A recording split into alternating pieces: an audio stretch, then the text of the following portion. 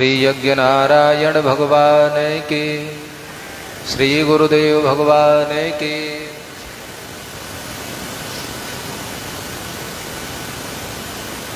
ओम अस्मद्गुरुभ्यो नमः। अस्मद्परमगुरुभ्यो नमः। अस्मद्सर्वगुरुभ्यो नमः। श्रीमते रामानुजाय नमः। कान्तिः शीतामृशति निन्दितशारदेन्दुर् यतरैकतो विलसितामसिताङ्गशोभा वृन्तिकृतया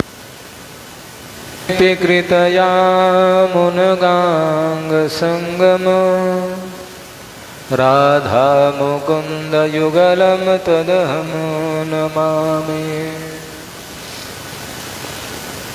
कस्तूरीतिलकमललाटपटले वक्षस्थले कौस्तुभं नासाग्रे वरमौक्तिकं करतले वेणुः करे कङ्कणम् सर्वाङ्गे हरिचन्दनं सुललितं कण्ठे च मुक्तावली गोपस्त्री परिवेष्टितो विजयते गोपालचूडामणिः। काषायं यज्ञसूत्रं शुचिवपुषि तथा चोर्ध्वपुण्डं च भाले यस्यास्ते दक्षहस्ते कलिकुमतिगिरीन्द्रेन्द्रवज्रं त्रिदण्डम् संसाराग्निप्रशान्ते भृतजलममलं दारुपात्रं पवित्रं श्रीविश्वक्सेनसूरेः पदकमलयुगं श्रेयशेषं श्रयामि। बोलिए गुरुदेव भगवान की। श्रीमन्नारायण नारायण नारायण श्रीमन्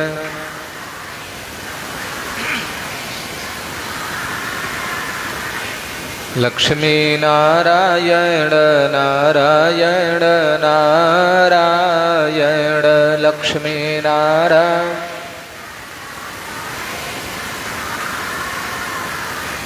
श्रीमन्नारायण नारायण नारायण श्रीमन्नारायण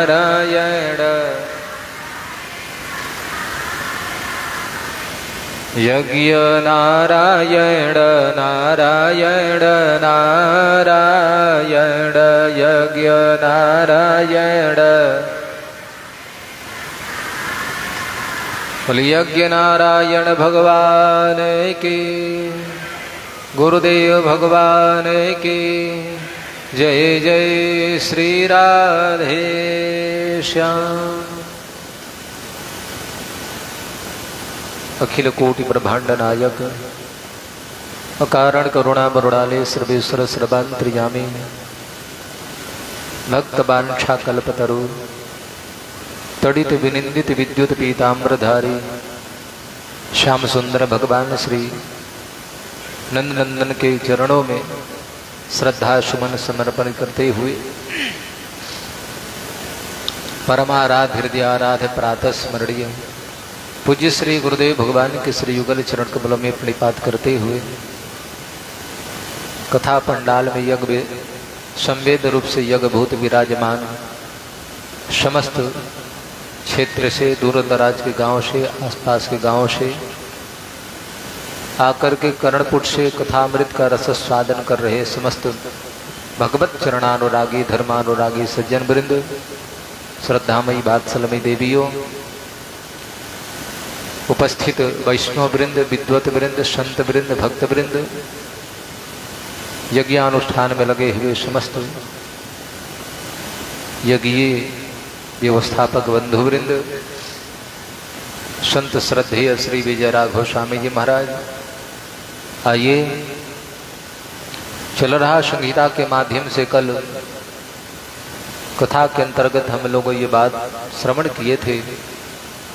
श्री परीक्षित महाराज ने सर्वस्व परित्याग करके आज राज्य के बाहर कहते हैं जहाँ सुखदेव जी महाराज कथा सुनाए थे, ये कथा सुने थे, सुदूर स्थान व पधारे हुए, जहाँ कथा सुने और सुकताल क्षेत्र कहा जाता है। तो वैसे बैठे थे ऋषियों के मध्य में, सोच रहे थे कि क्या करें, शेष समय 7 दिन का रह गया है और जीवन का जो लक्ष्य है अभी तक पूरा नहीं हो पाया। ये बात सही है, हमको हम यहाँ हैं, ये बात बिल्कुल सही है। और ये भी बिल्कुल सही है, हम यहाँ अभी हैं, लेकिन ये कटु सत्य है कि हम यहाँ रहने वाले नहीं हैं, हमको यहाँ से जाना भी है। परीक्षित सोचे कि यहाँ पर थे तो यहाँ पर जब तक रहेंगे मकान, दुकान, पैसा, रुपया आदि संतति संपत्ति की आवश्यकता है, लेकिन जब यहाँ से चलेंगे मेरा परिवार, मेरा साथी, मेरा मित्र, मेरा इष्ट, कौन मेरा होगा, कौन मेरे साथ जाएगा। तो आज मन में विचार आया है और आज सोचे कि परमात्मा के सिवाय दूसरा कोई नहीं है। थोड़ा सा बैराग आया है, संत सानिध्य में बैठे पड़े हैं, इसलिए तो भगवान कपिल बोले कि माँ सदैव संतों के चरणों से जुड़े रहो, संतों के दर्शन करते रहो। लेकिन एक बात है, भगवान कपिल संतों की जो चर्चा किए हैं, संतों का लक्षण का भी वर्णन किए हैं। मैं कई बार कहा हूं, संत भगवान तो संत होते ही हैं, लेकिन वहां पर सुखदेव भगवान कपिल ने संतों का लक्षण वर्णन किया है कि ये लक्षण युक्त संत हों तो उनके सानिध्य में रहने से हम सबका कल्याण जरूर हो जाता है, और यदि ये लक्षण नहीं, इसके ठीक विपरीत हैं, तो मेरी गति भी नहीं। सत्ताम प्रसंगान मम वीर्य संविदो, संतों का संसर्ग की बात आई है। तो बात जो है संत सानिध्य में है, उसी समय परमात्मा ने कृपा किया, सुखदेव जी महाराज को भेजा। सुखदेव जी बिना बुलाए आए हैं। अरे बुला रहे थे तो बुलाने वाले की भी बात नहीं सुने और बिना बुलाए आए हैं। जान गए कि आज भगवान नारायण ने कृपा किया है। एक बार परीक्षित पर जब अस्त्र चला था तो नारायण ने अस्त्र से रक्षा किया था, लेकिन आज जो है मंत्र चला है, भगवान ने विचार किया आज कैसे रक्षा करें। ऋषि मंत्र दृष्टा होते हैं, इसलिए हमको ऋषि के रूप में जाना है, वहां पर संत के रूप में जाना है।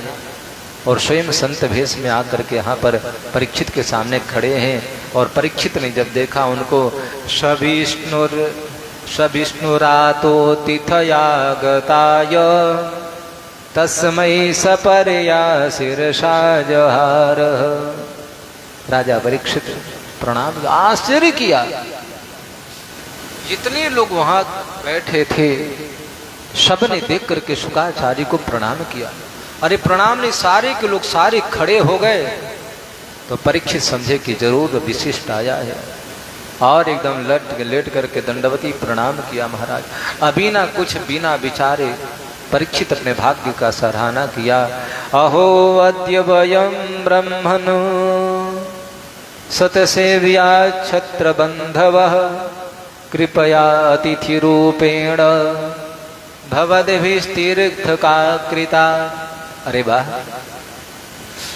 आज हम अपने भाग्य का सराहना कितना करूं। हमसे बड़ा भाग्यशाली कौन हो सकता है, जरा बताइए। आप सरीखे संत, योगी, ब्रह्मर्षि, ऐसे महान विरक्त परिव्राजक आप स्वयं चलकर आए हैं। कितनी बड़ी कृपा आपने किया है इस छत्र बंधु, छत्री बंधु पर। आपने मेरा आतिथ्य स्वीकार किया है। कृपया अतिथि रूपेण, आतिथ्य स्वीकार किया, अतिथि के रूप में आप आए हैं। और आपके आने से भवद्भिः तीर्थ का कृता, ये सब तीर्थमय हो गया। प्रभु जानते हैं हम प्रातः काल जगने के बाद में परमात्मा का स्मरण करते हैं, राम का स्मरण करते हैं, रावण का कोई स्मरण नहीं करता है। क्योंकि जिस व्यक्ति का चिंतन करते हैं, जिसका स्मरण करते हैं, उसका स्वभाव, उसका शील, उसका गुण, उसका लक्षण हमारे जीवन में आते हैं। यदि प्रातः जगने के बाद में रावण का चिंतन करेंगे, रावण का स्वरूप का ध्यान करेंगे, तो रावण का भाव, रावण का स्वभाव, रावण का लक्षण हमारे जीवन में आ जाएगा। इसलिए चिंतन बढ़िया होना चाहिए। कुछ लोग करते बढ़िया है, लेकिन चिंतन बड़े बेकार करते हैं। सदैव गलत लोगों के विषय में चिंता ज्यादा किया करते हैं। और ये बात सच है, आप गलत लोगों के विषय में चिंतन ज्यादा करेंगे। आज आप अच्छे हैं, ये बात बिल्कुल सही है, अभी आप अच्छे हैं, लेकिन आपका चिंतन जो है गलत व्यक्ति का है, याद रखना। तो गलत व्यक्ति का चिंतन करते करते हम भी वैसे हो ही जाते हैं। इसलिए गलत का अन्यस्य दोष गुण चिंतन माशु मुक्तबा, दूसरे का दोष गुण नहीं चिंतन करना है। अचिंतन करना है तो सदैव क्या करना है, अच्छे लोगों का। इसलिए गुरुजन का ध्यान करते हैं, उनका प्रातः काल दर्शन करते हैं। तो आप जैसे लोगों का ये शाम संस्मरणात् पुंसाम सद्य शुध्यन्ति वै ग्रह किम पुनर्दर्शन स्पर्श पाद शौचासनादि भी। प्रभु आपका दर्शन की तो बात छोड़े, आप जैसे संतों का स्मरण हो जाए, याद रखिएगा। 24 घंटा में एक बार स्मरण यदि हो जाए, तो स्मरण होने के बाद में जो भीतर का जो है ना अंतःकरण जो है, जिसमें वासना है, विकार है, दोष है, दुर्गुण है, ये सब जो भरा पड़ा है, अंतःकरण शुद्ध हो जाता है। एक बात हम किसी का चिंतन करते हैं तो चिंतन करने के बाद में और भीतर में कूड़ा कचड़ा भर जाता है। लेकिन कुछ लोग ऐसे होते हैं जिसका चिंतन करने के बाद में मन निश्चल हो जाता है, अंतःकरण एकदम पवित्र हो जाता है। इसलिए आपो शब्द है प्रभु। और मैं क्या बताऊं, किम पुनर्दर्शन स्पर्श पाद शौचासनाधि। और आपका दर्शन यदि हो जाए, आपके चरण प्रक्षालन का सदसौभाग्य प्राप्त हो जाए, जिनके स्मरण करने से अंतःकरण शुद्ध हो जाता है, और उसका यदि दर्शन हो जाए, और फिर कहीं चरण सेवा, पाद प्रक्षालन, पैर धोने का मौका मिले, फिर क्या कहना है प्रभु। सानिध्यास्ते महायोगिन पातकानि मात्यपि सद्यो वै नश्यति वै सद्यो नश्यन्ति वै पुंसा विष्णुरेव सुतेरता। और आपके जैसे संतों का सानिध्य हो जाए, तो सानिध्य होने मात्र से पूरे के पूरे पाप जो है समाप्त हो जाते हैं। सत्यो नश्यन्ति वै पुंसा। और वो व्यक्ति जो है विष्णु का भक्त हो जाता है, नारायण का भक्त हो जाता है। मैं जानता हूं प्रभु, आप सरीखे संतों का समय बड़े बहुमूल्य होते हैं। इसलिए मैं संत का क्षण याद रखना, संत का क्षण और सदाबहार का कर्ण। आप लोग तो कथा सुनते हैं, प्रसाद मिलता है, लेकर के चले जाते हैं, बन जाता है, गिर जाता है, कोई फर्क नहीं पड़ता है। और कथा के बाद में एक सज्जन आते हैं, देखो प्रतिदिन आते हैं, सुबह भी आते हैं, शाम को भी आते हैं। और कथा होने के बाद में एक एक दाना, वो पूरे एक एक दाना जितना पंडाल में गिरा पड़ा रहता है, वो सबको संभाल कर इकट्ठा करते हैं। इकट्ठे ही नहीं, उसको फिर से उठाकर प्रसाद को पाते हैं। हमने कहा कि भाई अलग से दे दो, कहते खा ले। हमका बोले कि स्वामी जी प्रसाद है, प्रसाद गिरा है, पैर लगेगा, अनादर होगा, उसको तो दोष लगेगा, दोष हम लोगों को भी लगेगा। हम मूर्हि के भाव से नहीं आते हैं, ये तो प्रसाद गिरा है, प्रसाद का अपमान न हो, दोष न लगे, इसलिए मैं एक एक दाना यहाँ बीन कर लेता हूँ, सेवन करता हूँ। संत का क्षण और सदाबहार जो होता है, अन्न जो होता है, अन्न का कण बर्बाद करने के लिए होता है। आप कहो कि मैं तो घर का मालिक हूं, मैं तो खेती करता हूं, फसल मेरे 10 बीघा जमीन है, 12 बीघा जमीन है, मेरी मर्जी है, मैंने फसल किया है, मैं 4 रोटी खाए चाहे 8 रोटी बर्बाद करे, गलत बात है। केवल आपके अधिकार से खेत में गेहूं होने वाला नहीं, याद रखना। बहुत से लोग गेहूं लगाते हैं, फसल काट नहीं पाते। धान बोए हैं, लगाए हैं, काटेंगे तो ईश्वर जाने। कट गया, घर में आ गया, कटने के बाद भी नहीं आ पाता है। हम तो देखे हैं, आप तो हर साल देखते हैं, कभी मध्य प्रदेश में, कभी बिहार, यूपी, झारखंड, राम राम राम। बारिश न हो तो आफत, बारिश आ गए तो आफत, कहीं पत्थर काट दिए, धान डूब जाता है, कई समस्या है। तो धान घर में आया है, अन्न का कण आया है, केवल आपका पुरुषार्थ ही नहीं है, पुरुषार्थ तो है लेकिन साथ साथ परमात्मा की कृपा भी है। परमात्मा कृपा ना हो तो अन्न नहीं आ सकता। इसलिए अन्न का कण बर्बाद करने का अधिकारी आप नहीं है। फसल करो, बर्बाद नहीं कर सकते हैं। तो बोले कि प्रभु संतों का क्षण भी नहीं, क्षणश्च कणश्चैव, कण कण का दुरुपयोग करने वाला व्यक्ति दरिद्र होता है, और क्षण क्षण का दुरुपयोग करने वाला व्यक्ति किसी काम का नहीं रह जाता है। इसलिए आपका समय न बर्बाद करते हुए एक प्रश्न है प्रभु, मन में उत्कंठा है, आकांक्षा है, आपसे पूछूं। अतः पृच्छामि संसिद्धिम योगिनां परमं गुरुम पुरुषस्य यत् कार्यं म्रियमाणस्य सर्वथा। हे योगियों के गुरु, योगिनाम परमम गुरु, हे योगियों के गुरु। अब यहां विचार करने की बात है। दुनिया का इकलौता ग्रंथ श्रीमद् भागवत महापुराण है, याद रखिएगा, जिसमें मंगलाचरण के रूप में भी, बंदन के रूप में भी किसी देवता का नाम नहीं लिया है, याद रखना। इसमें देखिए नाम किसी का लिया है तो सत्यम परम धीमहि, व्यास जी ने लिखा, मैं ऐसे परम सत्य का ध्यान कर रहा हूं। किसका? सत्य नहीं, परम सत्य का ध्यान कर रहा हूं। और याद रखना, सत्य तो ऐसा है, शायद कोई भी पंथ, कोई भी संप्रदाय, कोई भी मिशन, कोई भी मार्ग, कोई भी संत ये नहीं कहते कि हम संत, हम सत्य को नहीं मानते हैं। सत्य तो सबको मानता है। यार यही कारण है कि अन्य ग्रंथों को लोग ग्राह्य किए हैं कि नहीं किए हैं, अन्य ग्रंथों का श्रवण पठन करते हैं कि नहीं, बहुत से लोग नहीं करते हैं। लेकिन भागवत एक इकलौता ऐसा ग्रंथ है, शायद कोई ऐसा व्यक्ति नहीं है, शायद कोई पंथ नहीं है, कोई मत नहीं है, और कोई संप्रदाय नहीं है जो श्रीमद् भागवत महापुराण को नहीं मानते हैं और नहीं सुनते हैं। क्योंकि यहाँ देवी देवता का नाम नहीं है, यहाँ सत्यम परम धीमहि, परम शब्द का ध्यान किया हो। इसलिए देखो, गुरु वही होता है जो शिष्य का कल्याण करे, शिष्य के हित के विषय में जो सोचे वो गुरु होता है। ये तो कई बार कहा, आजकल गुरु लोगों को भी थोड़ा सा डर के रहना पड़ता है। कई मांसाहारी चेला आते हैं, जानते हैं मना नहीं कर पाते हैं, मना कर दूंगा तो नाराज होगा चेला। कई शराबी चेले आते हैं, दीक्षा लिए हैं, शराब पीते हैं, लेकिन मना नहीं कर सकते हैं, मना करेंगे तो नाराज हो जाएंगे। तो कहते हैं कि बाबू धीरे धीरे छोड़ो धीरे धीरे। अरे भले आदमी शराब कोई धीरे धीरे छूटती है क्या? नहीं छूट सकती है।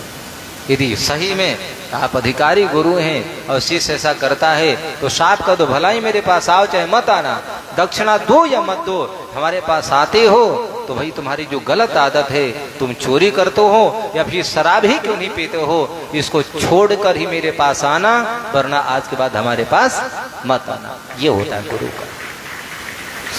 लेकिन कौन कहेंगे तो नाराज होगा चेला। इसलिए सुखदेव जी कोई सामान्य संत नहीं है। योगिनाम परमम गुरु, योगियों के गुरु हैं। और एक बात और है, यहाँ जो प्रश्न हो रहे हैं एक आदमी से नहीं, एक आदमी नहीं, यहाँ पर कई लोग हैं, याद रखना।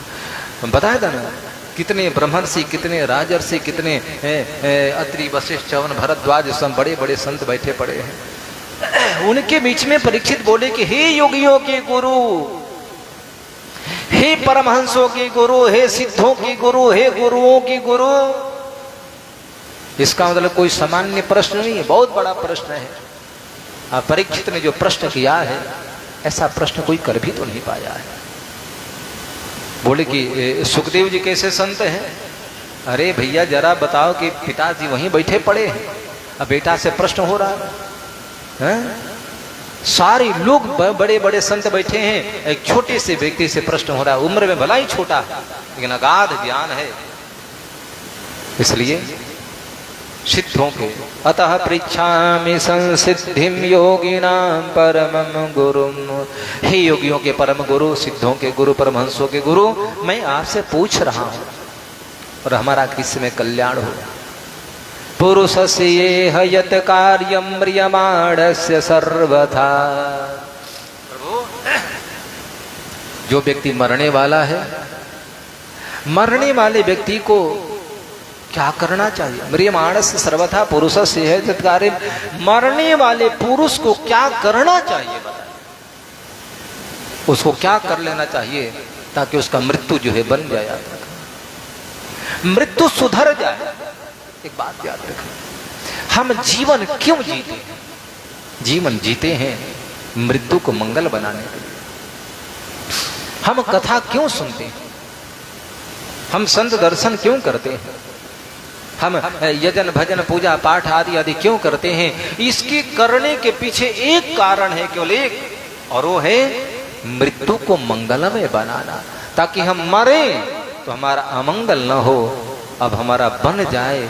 इसलिए तो सत्कर्म करते हैं। अब फिर जो सत्कर्म को छोड़कर जो अन्य कर्म करते हैं तो उनका मृत्यु बनती नहीं है, उनका मृत्यु बिगड़ जाती है। मृत्यु को बनाने के लिए हम सब यहाँ पर आए हैं।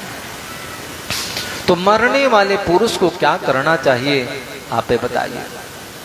तो अभी आप पूछें कि महाराज जी के मुँह वाला बताइए, मुँह वाला के भाई हम तो मरेंगे नहीं अभी। हा? अरे कोई जानता है क्या? बुद्ध बुदा इव तो ये सु मशका इव जंतुसु, हम सबका जीवन पानी के बुलबुले के समान है। अभी पता चला कुछ दिन पहले बेचारे एक नवाडी में हमारे बड़े करीबी थे अंतु सिंह जी, उनके परिभाई चले गए। अभी थोड़ी देर पहले जो वहाँ के लोग मरे, प्यारेपुर के मर गए बेचारे बाबू साहब। अब वहाँ के मर गए, कोई कल कोई नहीं जानता। क्षणार्धम नहीं वो जाना, क्षण का पता। कल हम जीवित रहेंगे, बहुत बड़ी बात है। जीवित हम 10-20 साल रह जाए बात अलग की है, लेकिन कोई दावा नहीं कर सकता है कि हम जीवित रहेंगे। दुनिया में एक व्यक्ति था जो ये कह दिया कि मैं 7 दिन तक जीवित रहूंगा। वैसे तो हमारे 5 महीना कट जाए, 5 साल कट जाए, बात अलग की बात है, लेकिन हमारा कल का भरोसा नहीं है। क्षण भंगुर जीवन की कलिका, कल प्रात को जान खिली न खिली। मलया गिर की सुचि शीतल मंद सुगंध समीर बही न बही। कलिकाल कुठार लिए फिरता ततनम रहे चोट झिली न झिली। रटले हरिनाम अरे रसना, अरे रसना, अरे जीवा अब एक काम कर, बोले क्या? कल प्रात को जाने हिली न हिली। कल हम उच्चारण कर पाएंगे नहीं, कल जीवा बोल पाएगी कि नहीं, ये कोई नहीं जानता है। इसलिए भजन कल करूंगा ये बात छोड़ो, हम भजन आज से करूंगा, ये सिद्धांत करूंगा ना। अच्छी बात है, जिस काम को कल करना चाहिए उस काम को हम आज करते हैं, और जिसको आज करना चाहिए उसको हम कल करते हैं, याद रखना। तो करना क्या है? एक दिन बताया था, हमको धन ऐसे कमाना चाहिए कि बहुत दिन जीना है। कितना? बहुत दिन जीना है, धन कमा लेंगे। अधर्म कैसे कमाना है कि हमको तत्क्षण मरना है, याद रखना। एक बात याद रखना, मैं मनुष्य योनि की बात छोड़कर पशु योनि की बात करता हूँ। जिस योनि में जाऊंगा तो रहने की व्यवस्था मिलेगी, जिस योनि में जाएंगे खाने की व्यवस्था होगी, जिस योनि में जाएंगे परिवार भी मिलेगा, सब मिलेगा, सब कुछ, रहना खाना पीना सोना सब कुछ होगा, या परिवार सब कुछ होगा। लेकिन बात यह है, सब कुछ मिलेगा लेकिन 2 चीज नहीं मिलेगा। वो क्या है? पहला भजन और दूसरा संत का दर्शन। ये तो केवल इसी में मिलेगा, इसमें भी हम छोड़े बैठे हैं, याद रखना। इसलिए पूछा कि 7 दिन में जिसको मरना है उसको क्या करना चाहिए, तो सब 7वें दिन वाले हैं यहाँ पर, याद रखिए, सब 7 दिन के भीतर वाले हैं। बोलो गोविंद भगवान की। देखो ध्यान रखो, कथा के अंतर्गत कोई व्यक्ति मोटरसाइकिल पर नहीं बैठे, जाके देखिए, हो सकता क्या पता मोटरसाइकिल लेकर भाग जाए सर। कई बार घटना घट चुकी है। जो भी हो उनसे कभी कथा पंडाल में बैठे और दीवार पर कोई नहीं बैठे, वो कहीं के हो या तो फिर आराम से कथा पंडाल वहां से निकल के चले जाए। बोल गोविंद भगवान की। कहीं के उनको समझा दीजिए या तो चले जाए, लेकिन साइकिल पर बैठना, मोटरसाइकिल पर बैठना, अभी तुरंत सरपंच साहब मना किए थे। हाँ, उसी भेष में चोर भी आ जाते हैं, धीरे से मोटरसाइकिल बैठेंगे और लॉक तोड़ते हैं, भाग जाते हैं। तो समझने की बात है। बोल गोविंद भगवान की। तो क्या निवेदन कर रहा था, नहीं बता रहा था कि हम 7 दिन वाले, 7 दिन में मरना है, याद रखना। तो क्या करें? बोले कि 7 दिन में जिसको मरना हो उसको क्या करना चाहिए। तो बड़ी सुंदर बात है।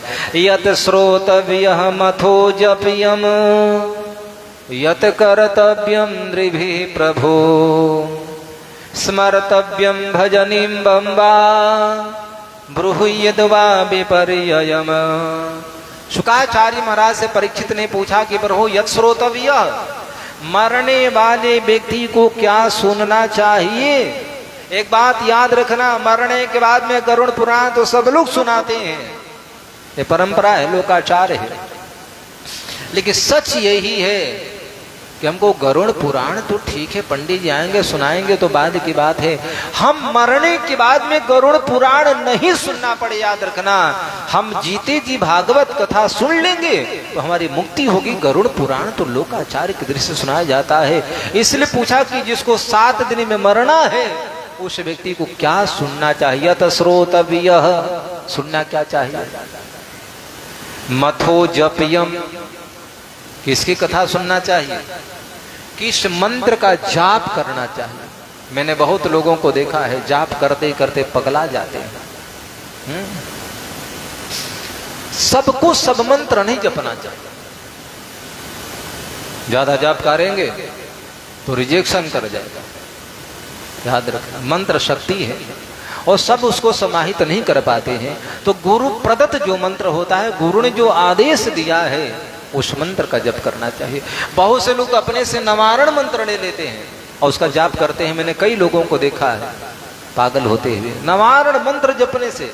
बहुत लोगों को मैंने देखा बेचारे सब भूल गए, शुद्ध बुद्ध घूम रहे। तो गुरु ने जो दिया हो मंत्र, आचार्य संत ने जो आदेश रूप में दे दिया हो, प्रसाद रूप में, उसका जप करना चाहिए। खैर, तो यहाँ पूछा यत श्रोतव्यः, मरने वाले को क्या सुनना चाहिए? प्रश्न ये है, मरने वाले। और मथो जप्यम, किस मंत्र का जाप करना चाहिए? और यत कर्तव्यम नृभिः प्रभो, उस मरने वाले पुरुष को क्या करना चाहिए? क्या सुनना चाहिए, क्या जाप करना चाहिए? स्मर्तव्यम भजनीम अम्बा, स्मरण करना चाहिए ना। गीताकार भगवान श्री कृष्ण ने कहा कि अर्जुन जानते हैं अंत काले च मामेव स्मरण मुक्त्वा कलेवरम। कुछ लोग कहते हैं कि हम मरते समय भगवान को स्मरण कर लूंगा, भगवान को याद कर लूंगा। ये फालतू की बात है। एक बात याद रखना, जो जीते जी जवानी अवस्था में, स्वस्थ अवस्था में यदि परमात्मा का स्मरण नहीं किया है तो निश्चय है कि वृद्धावस्था में आने के बाद स्मरण नहीं कर पाता है। अब वृद्धावस्था की बात छोड़ो, मरते समय तो कतई, मैंने मरते समय तो कदापि नहीं हो सकता है। इसलिए कह दिया स्मरण जो है जवानी का चीज है, भजन जो है जवानी का चीज है, बुढ़ापा में थोड़े हो पाती है। स्मरण किसका करना चाहिए? भजनी मम्बा, किसका भजन करना चाहिए? किस मंत्र का जाप करे, किस देवता का भजन करे? भजन किसका करे और क्या सुने, स्मरण क्या करे महाराज? नूनम भगवतो ब्रह्मन गृहेषु गृहमेधिनां न लक्ष्यते अवस्थानमपि गोदोहनम क्वचित। प्रभु क्षमा करना, मैंने आपकी सेवा नहीं कर पाया और आती मैंने आपसे प्रश्नों की जड़ियां लगा दिया, मेरे पे बात रख दिया। हालांकि भले सेवा करना चाहिए, लेकिन ब्राह्मण हे शुकाचार्य महाराज, मैंने इसलिए पूछा आपसे कि आप किसी के दरवाजे पर नहीं जाते हैं। यदि आवश्यकता पड़ी, वैसे तो जंगल में जो मिला खा लिए, और नहीं तो आवश्यकता पड़ गई तो भूख ज्यादा लगी है तो किसी गृहस्थ के दरवाजे पर जाते थे, और थोड़ी देर के लिए, ज्यादा देर नहीं, गृहेषु गृह मेधिनाम, सदगृहस्थों के घर पर जाते थे, और बहुत देर नहीं है, थोड़ी देर में तुरंत वहां से वापस चले आते थे। बोले कितना देर? बोले कि मपी गोदोहनम क्वचित, जैसे गाय का दूध निकालने में जो समय लगता है, बस इतने समय तक आप रहते हैं, और उतना समय लगभग हो चुका है यहाँ पर। तो इसका मतलब ये हुआ कि आपके जाने का समय आ गया था, तो आप जा नहीं पाए, क्योंकि आपका नियम है, आपके 5-6 मिनट से ज्यादा रुकते नहीं है। लेकिन मैंने प्रश्न इसलिए किया कि अब आप जाने के समय में आ गए, आपके समय हो गया है, इसलिए मैंने पूछा। ये अब आप बिना उत्तर दिए नहीं जा सकते हैं, आप बताएं, मैंने जो पूछा हूं प्रभु वो बताने कृपा करें। सूत जी महाराज बोले, एवमाभासितः पृष्टः सराज्ञा सलक्षणया गिरा, प्रत्यभासज्ञ धर्मज्ञो भगवान बादरायणि।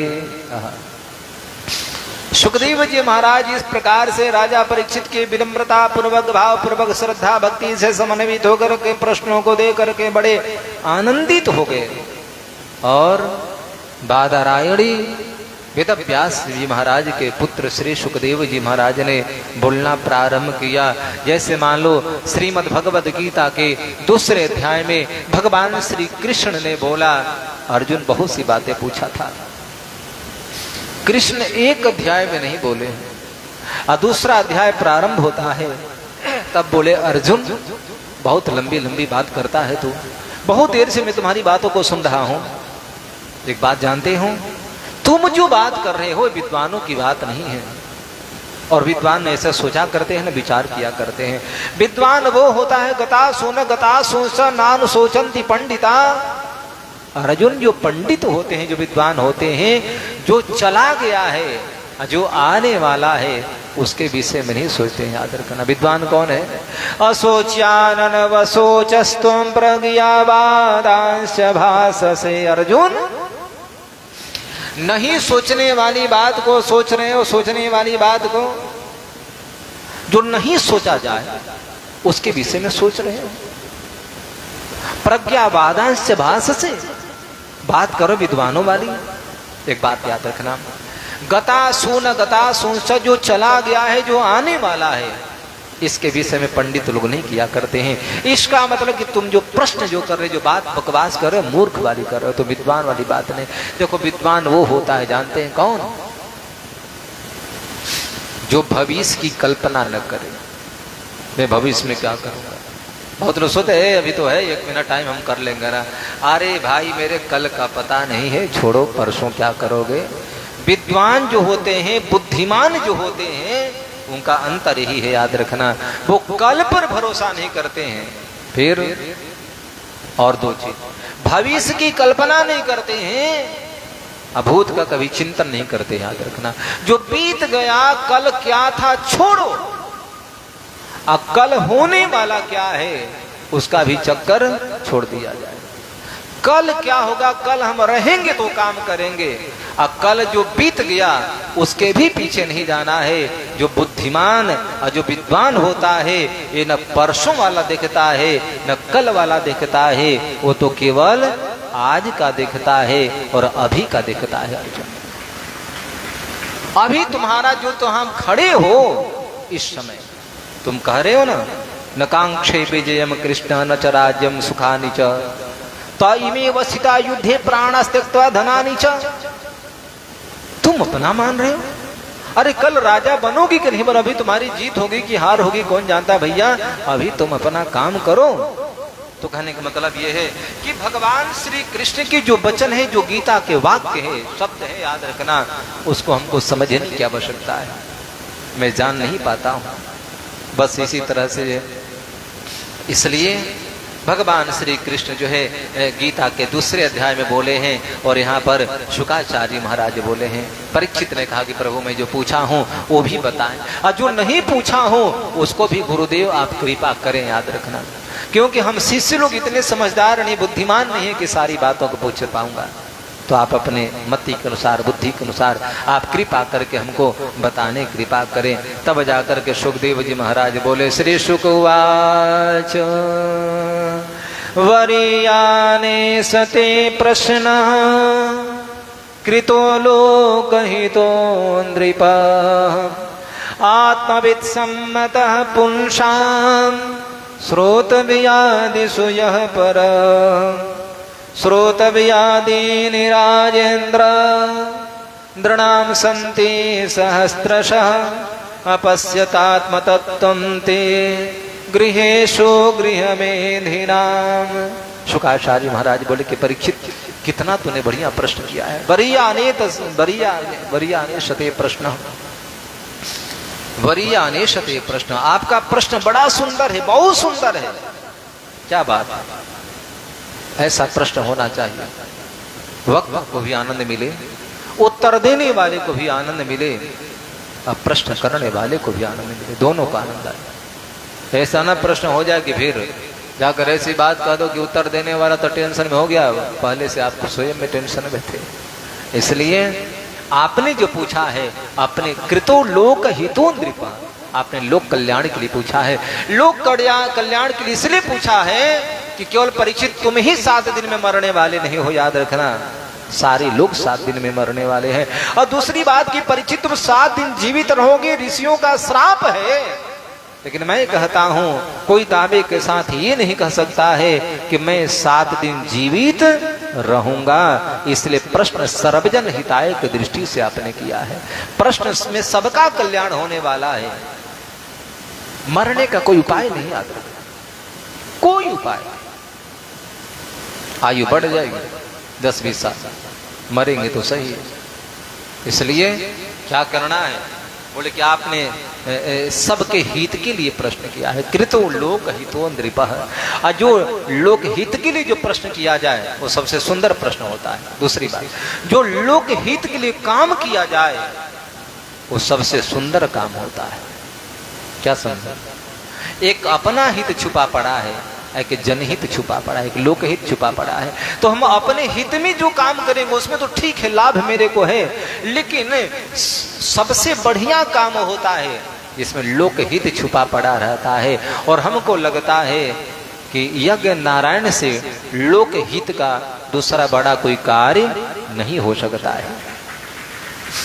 इसलिए देखो तो महात्मा भिक्षाटन करके अपने भी चेलों को समझा करके, बुझा करके, लोगों को लगा करके, आप लोगों को भी प्रेरणा दे करके वो कहते कि करो भैया, करो भैया, करो भैया। क्योंकि यज्ञ कैसा है, यज्ञ में सारे प्राणी समाहित हो जाते हैं।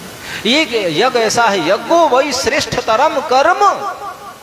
कुछ लोग बड़े बड़े भाषणबाजी करते हैं, मैं तो गरीबों को बांटता हूँ, मैं तो वस्त्र देता हूँ, इतना रुपया पैसा लगाने की आवश्यकता क्या है यज्ञ मंडप में, और हवन में राम राम राम, इसका तो वो हो जाए। अरे भले आदमी, जरा सोचो, हम कहाँ मना करें कि गरीबी की लड़कियों की शादी नहीं होनी चाहिए, हम कहाँ मना करें गरीबों का घर नहीं बनना चाहिए, घर बनना चाहिए। लेकिन घर बनाने वाले कितने हैं। पूरे बिहार सरकार, केंद्र सरकार, राज्य सरकार सब लगी पड़ी है कि एक भी गरीबों का घर बाकी न रह जाए, घर बन जाए। लेकिन बताओ ना, यज्ञ में कितने लोग लगे पड़े हैं, कौन सा सरकार लगी पड़ी है? हाँ, नहीं लगी पड़ी है। यज्ञ में तो एक ही व्यक्ति लगे पड़े हैं, और वो लगे पड़े हैं कौन?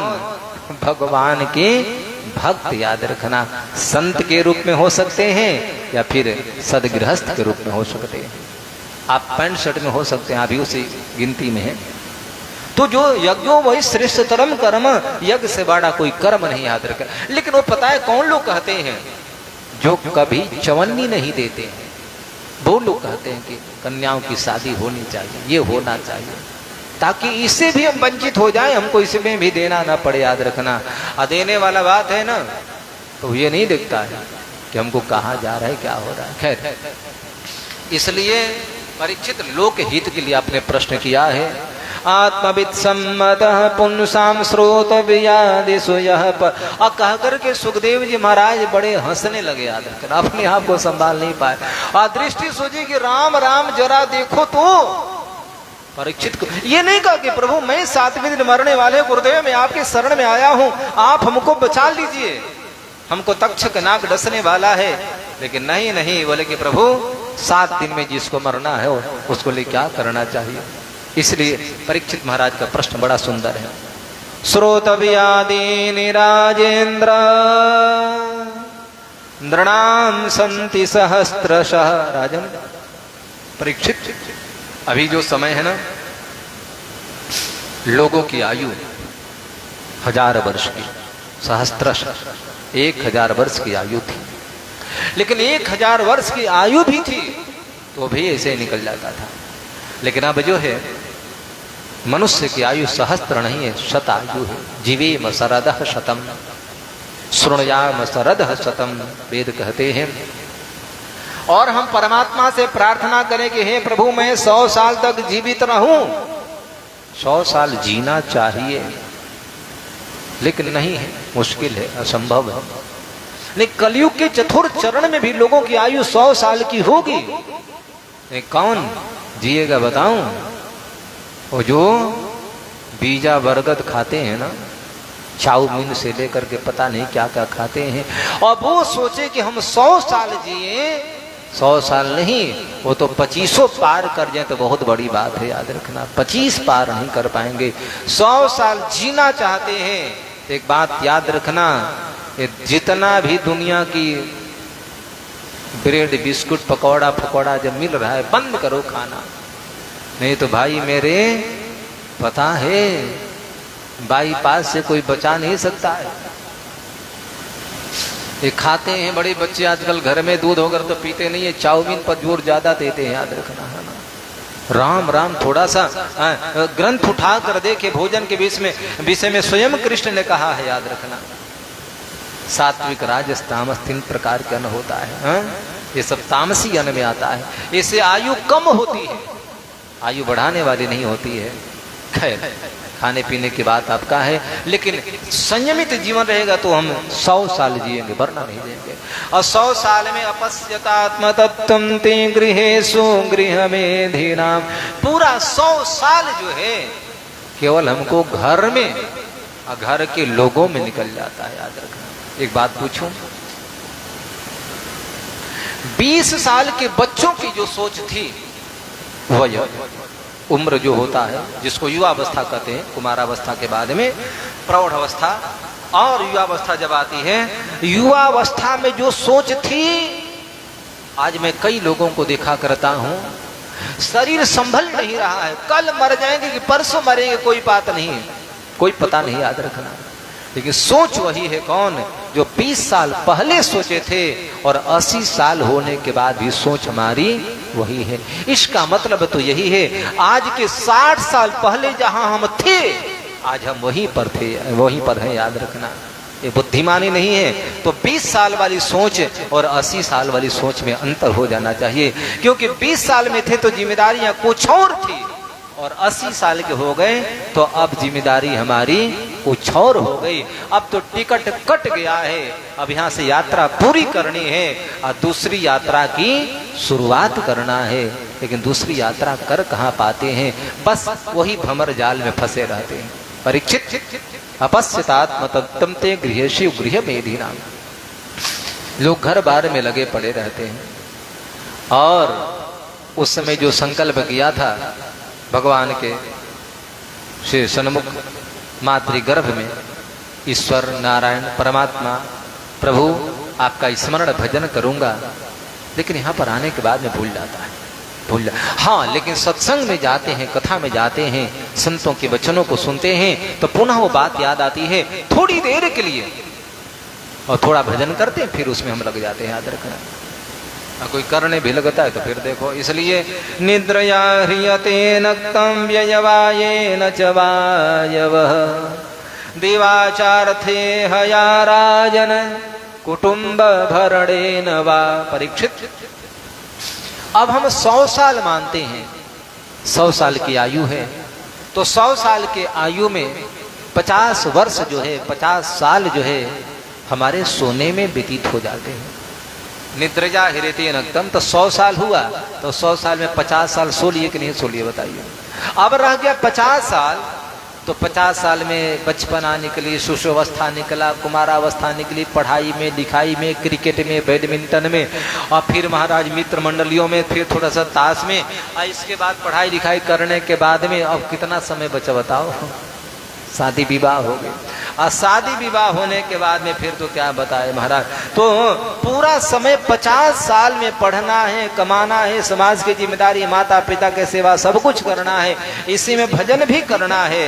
अधिवाचार थे हया राजन कुटुंब भरणे नवा, दिन रात दिन मिला करके केवल हम एक काम में लगे रहते हैं, और वो काम क्या है? कुटुंबों का भरण करना, परिवार का पालन पोषण करना, याद रखना। इससे हम आगे नहीं उठ पाते परीक्षित। इसलिए क्या किया जाए? देहापत्य कलत्रास्व, आगे कहा कुछ तो देह संभालने में लग जाते हैं। खाली हम ऊपर से कितने सुंदर हो जाएं। आजकल तो कई लोग जो आ रहे हैं ना टीवी चैनलों पर, अब वो इतने संभालते हैं अपने आप को। शास्त्रों का मत है, वक्ता देखो मानस में ही चर्चा आई है, वक्ता के स्वरूप पर ध्यान कम देना चाहिए, वक्ता के शब्द पर ध्यान देना चाहिए। वक्ता को कुरूप नहीं होना चाहिए, मैं इससे नहीं कह रहा हूं। अब वक्ता कुरूप भी होगा तो चलेगा, याद रखना।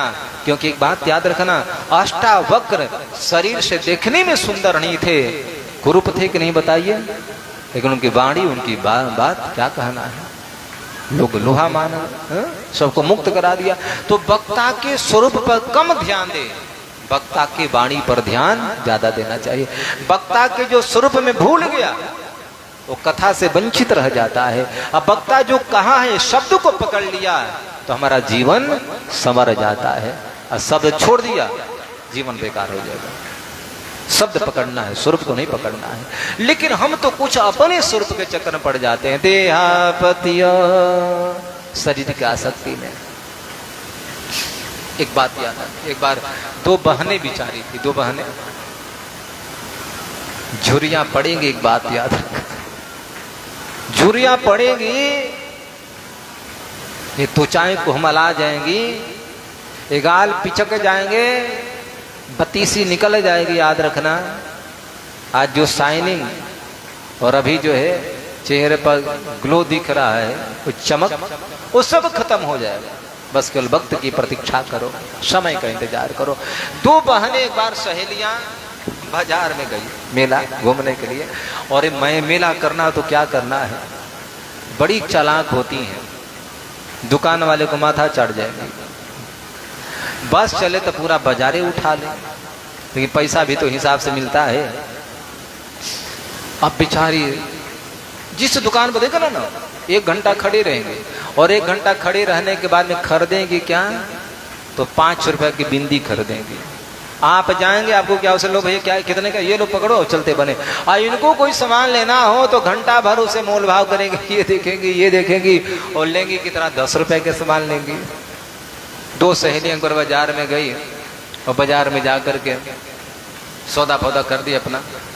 फिर वो गई थी दर्पण खरीदने, शीशा दर्पण, तो गई थी, तो घूमती रही। एक बोली कि हमारे घर का शीशा फूट गया है, दर्पण फूट गया है। अच्छा चल भाई ले ले, बड़ा मेला लगा था, कैसे यहाँ पर भी मेला वाले बहुत आएंगे। हाँ? वो हम भी इसके विरोध करता हूँ, लेकिन बोले स्वामी जी आपके जगह में आते हैं ना, तो हम लोग भी 2 रुपये आप कमा लेते हैं। एक हमको नवाडी के मिले, बोले कि स्वामी जी आप जब वहाँ पर यज्ञ कराए थे, कहाँ, वो राजपुर में 16 में, और 16 में यज्ञ कराए थे, तो उस समय से हमने ये दुकान करना प्रारंभ किया हूँ। बोले फिर? अब बोले कि स्वामी इसके पहले तो बड़ी स्थिति खराब थी, लेकिन जब से आपके शुरुआती यज्ञ में किया था, और आज यज्ञ नारायण कृपा से हम केवल यज्ञ में सामान बेच करके और अपने परिवार का भरण पोषण हम कर लेते हैं। याद रखना, तो ऐसा नहीं कि यज्ञ में केवल लाभ दूसरे का होना चाहिए, उसको भी होना चाहिए। इसलिए दुकानदार लोग आते हैं तो उनको भी कहते चल भाई किनारे लगा लो तुम भी, कोई बात नहीं है ना। तो खैर, तो दुकानदार बैठे तो दुकान खोल करके, तो 2 बहनें गई सहेलियां, बोले शीशा ले, तो शीशा देखे, तो एक शीशा देखे, बोले कितने का है, बोले कि ये तो 250 का। 250 का? एक शीशा दर्पण 250 का, थोड़ा सा बड़ा था। बोले हाँ। अब हुआ क्या कि शाम का टाइम हो गया था, लगभग यही समय होने वाला था, मेला उठने वाली थी, बाजार समाप्त होने वाला था। उसने बोला कि बहन जी लेट हो रहा है, अच्छा छोड़ो ये ले लो, ये ले लो। तो उसने दूसरा शीशा दिया दर्पण, बोले कि ये ले लो। कितने को? 150 का। 150 का? उसने सोचा कि लगता है कि पैसा कम लाई है, तो उसने 50 रुपया उला उठा कर दे दिया। ये लो, ये कितने का है? बोले 50 रुपये का। और जो भी शीशा ले तो उसमें चेहरा को देखे, अपने बहन चेहरा को देखे, लेकिन क्या बताई जाए, तो शीशा पसंद नहीं पड़ा। और ले दे करके वो आया और बोले कि देखो भाई बहन, तुमको ये शीशा फीसा लेना नहीं है, और हमको लेट हो रहा है, दूर जाना है और अंधेरा हो जाएगा, जाने दो। बोले कि नहीं लेना है तब तो बोले कि अच्छा। तब उसने क्या कि लास्ट में जो है 20 रुपए के वो शीशा दर्पण उठा कर दे दिया, ये ले लो। बोले कि ये 20 रुपया का। तब उसने कहा कि अच्छा बताओ कैसी शीशा चाहती है, बताओ। 250 वाला भी पसंद नहीं पड़ा, 20 रुपया वाला भी पसंद, इसका मतलब कि नहीं लेना है। बोले कि नहीं लेना है, लेकिन हमको पसंद नहीं पड़ रहा है। बोले क्यों, बताओ। तब बोले कि आज के 20 साल पहले हमारे घर में जो शीशा था ना, क्या बात करते हो, वैसा दर्पण था, उसमें चेहरा देखती थी तो बड़ी सुंदर लगती थी। तो बोले क्या? बोले कि उसमें जो ससुराल में मायके में जो दर्पण मिला था, उसमें चेहरा देखती इतना सुंदर लगती थी, मत पूछो। लेकिन वैसा कोई शीशा फूटने के बाद शीशा मिला नहीं हमको, है ना। तो उसने कहा कि बहन जी बुरा मत मानना, शादी के कई साल हो गए। अरे बता तो रही, लगभग 20 साल हो गया। तो बोले क्या ये बताओ सही, क्या 20 साल पहले जो आपकी पर्सनालिटी यानी कि जो सुंदरता थी, क्या आज वो है? नहीं। इसका मतलब ये है कि दोष दर्पण का नहीं है, दोष तो हमारा है। याद रखना, हम 20 साल कुछ थे और 20 साल बाद में कुछ और हो जाएंगे। याद रखना, दर्पण तो रोज देखते हैं, शीशा रोज देखते हैं और अंतर रोज होता है, ऐसा नहीं है।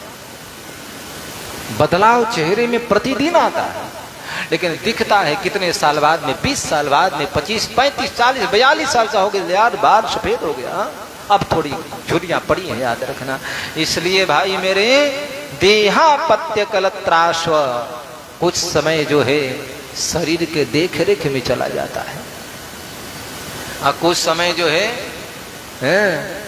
परिवार के भरण पोषण में चला जाता है, और कुछ समय जो है भोग आदि में। ऐसा निवेदन किया है, तेसाम प्रमत्तो निधनम पश्यन् नपि न पश्यति, पूरा समय निकल जाता है और वो व्यक्ति जो है अपने को संभाल नहीं पाता है, पूरा समय निकल जाता है और एक दिन काल की गाल में चला जाता है, मर जाता है। तो मरने के बाद में उसको लोग लेकर जाते हैं और कह देते हैं कि राम नाम सत्य है यार। अंतिम बात, अभी हम कहें वही शिव जगत उमा कहूं मैं अनुभव अपना, सतहरि भजन जगत सब सपना, कौन मान रहा है? हम लाख प्रयास करें, हम समझाएं, लेकिन समझने को तैयार नहीं है। लेकिन जब आत्मा से प्राण निकल, शरीर से प्राण निकल जाता है, आत्मा निकल जाती है, और जब बंधा मुट्ठी खुल जाता है, तब संसार के 100 नहीं हजारों की संख्या में आकर कहते हैं कि राम नाम सत्य है, वो सत्य बोलो गत है। अब सत्य क्या बोलेगा, तो काम तमाम है इसका। इसलिए भजन कल करूंगा ऐसा नहीं, भजन आज करूंगा, कल किसने देखा है? परीक्षित तस्मात् भारत सर्वात्मा भगवान ईश्वरो हरि, श्रोतव्यः कीर्तितव्यश्च स्मर्तव्य शिक्षया भयम्। परीक्षित, इसलिए हे भारत, हे परीक्षित, सर्वात्मा श्री हरि नारायण जो है, क्या करना है? उनकी कथाओं को श्रवण किया करो। तस्मात् भारत सर्वात्मा भगवान ईश्वरो हरि, जो हरि हैं, जो ईश्वर हैं, जिनको हम भगवान कहते हैं, नारायण कहते हैं, तो मरने वाले को क्या करना चाहिए? उनकी कथाओं को सुनना चाहिए। याद रखना, श्रोतव्य, एक बात याद रखना, जीवन में बदलाव चाहते हैं, परिवर्तन चाहते हैं, एक सूत्र अपना लो। क्या अपनाना है? कि हम कथा से जुड़ जाए। याद रखना, हम बताए थे ना, ध्रुव जी को भगवान मिल गए 6.5 वर्ष की अवस्था में, लेकिन ध्रुव में परिवर्तन नहीं आया, बदलाव नहीं आया। लेकिन सच्चाई यही है कि ध्रुव ने जीवन में एक बार सत्संग नहीं किया, असत्संग किया तो जीवन सुधर गया। आप भी कोई बात नहीं, भटके हैं, मार्ग से भटके हैं, मन नहीं लग रहा है, कोई बात नहीं। सुखदेव जी महाराज बोले कि श्रोतव्यः, धीरे धीरे भगवान की कथा सुनोगे तो सुनने के बाद में ये मन तुम्हारा जो चंचल है ना, मन जो सुस्थिर स्थिर नहीं हो पाता है, ये मन तुम्हारा शांत हो जाएगा। और शांत मन शांत होकर के परमात्मा के चरणों में शांताकारम में ये समाहित हो जाएगा, तुम्हारा कल्याण हो जाएगा। श्रोतव्य, इसलिए कथा सुनना चाहिए। और मैं बोला हूं कथा सुनो मत, कथा सुनाया भी करो। कथा सुने और कथा सुनाए, लोगों को लेकर आए, कोई नहीं आए बहू को लेकर आओ, छोड़ो ना। पड़ोसन भी आए थे कुछ बेचारे माताएं गमरिया से, सब आती जाती है। अब तो देखो नाम तो निकल ही जाता, कितना छुपाया जाए। तो कुछ होंगे माताएं बहुत गमरिया के, वहां के तो प्रेमचंद जी हमारे आते हैं, रोज आते हैं, अपने भी आते हैं, बिटिया को लाते हैं, पत्नी को लाते हैं, आरती में भी आते हैं, शाम को भी। और गमरिया वाले बड़े प्रशंसा, और अपना बेचारे सहयोग राशि यहाँ पर अथक प्रयास करके यहाँ पहुँचाए भी। कई लोग यहाँ पर पंडित जी वगैरह थे, कथा में नहीं दिख रहे, और बाबू साहब लोग। उसी में कोई होगा बोले कि कहाँ जाते रह जा, कथा सुने जाते रह जा, बड़ा भक्ति न बड़ल बढ़ जा, बताओ। छोड़ो यार, भक्ति रहेंगे, ये करते रहेंगे, दुनिया है, भक्ति रहेगी। तुमको जो बुझाए सो कहो, जानते हो कितना दिन कहेंगे, 2 दिन 4 दिन 10 दिन 20 दिन, फिर थक जाएगा, और थक करके चुप होकर के बैठ जाएगा। वो थक जाए, लेकिन हमको थकना नहीं चाहिए, हमको तो लगे रहना चाहिए, हमको तो अपना काम करते रहना चाहिए ना। तो इसकी जो सोच है, इसलिए सुखदेव जी की बदलना चाहती हो, कुछ करना चाहते हो तो श्रोतव्य, पहले सुनो, चाहे भगवान की कीर्तितव्य, इसके बाद में कीर्तन बताया, इसके बाद स्मरण बताया, ये चर्चा मैं कल करूंगा। आइए भाव प्रेम से श्रीमन नारायण नारायण, श्रीमन नारायण नारायण नारायण, लक्ष्मी नारायण नारायण नारायण लक्ष्मी,